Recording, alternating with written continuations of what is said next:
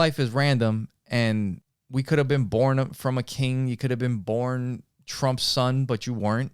You were just born to your parents. Like, it is what it is. You don't pick it. And because you don't get to pick it, shit happens to you in that life, in your life.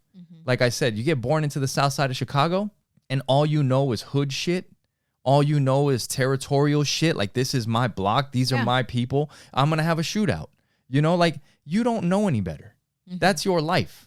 And you can't expect somebody to just like be somebody else.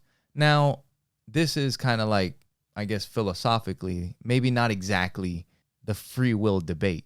But what I was thinking is, if you get to a point of awareness where you can understand that life is random, shit happens, I don't get to pick, my experiences don't make me who I am, those happen to be my experiences, we're all the same because we didn't get to pick. Nobody's better than me, nobody's better than you, I'm not better than you. That goes for animals.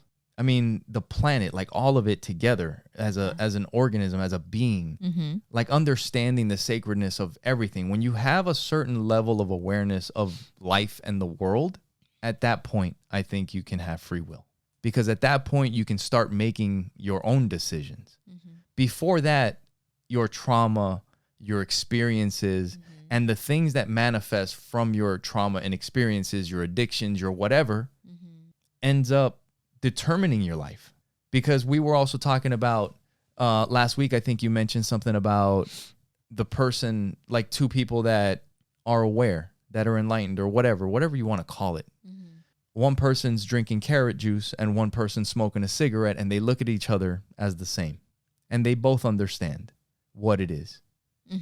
You know, right? There's no judgment. I could choose to smoke a cigarette right now if I wanted to. I don't want to, but if I did, that's what it is. It was just a decision for me to do that.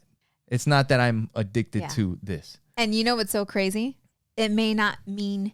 So the things that we grasp are the things that we, like, the way you see it, the meaning of that analogy and what you're taking from it is coming from your 126. It's coming from your lenses of how you see life and your beliefs. Yeah.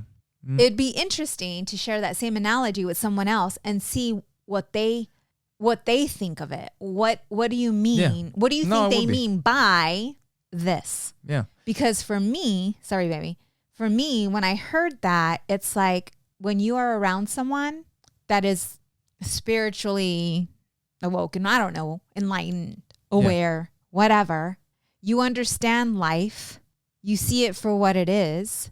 You are detached from all things because you understand who you are and you understand what this earthly game is about. Right. And you see each other and you recognize each other, and it just is. And we were watching a video from Sadhguru earlier, and he was talking about when you're a kid and when your uncle says that you're an idiot, right? This is the same thing. When you understand life in a certain way, you can, like you said, detach, and you can have free will. You don't have free will if you're still attached to that emotion, if that still affects you, if your uncle... Because now you're 40 something, your uncle is 50, 60 something. And then when you see them, you're like, that's the guy that called me an idiot. Right. But when you can understand that he called me an idiot because there's something going on with him. It had nothing to do with me. And if he knew all the things about me, he might have had some empathy, but he doesn't understand things correctly. Right. You detach from it, and you know what that gives you? It gives you freedom. You have free will. I don't just react or have emotions. It's not predetermined for me because I understand what it is. And I think that's, at that point, you have free will. Once you have that level of awareness about yourself, about life, about everything around you.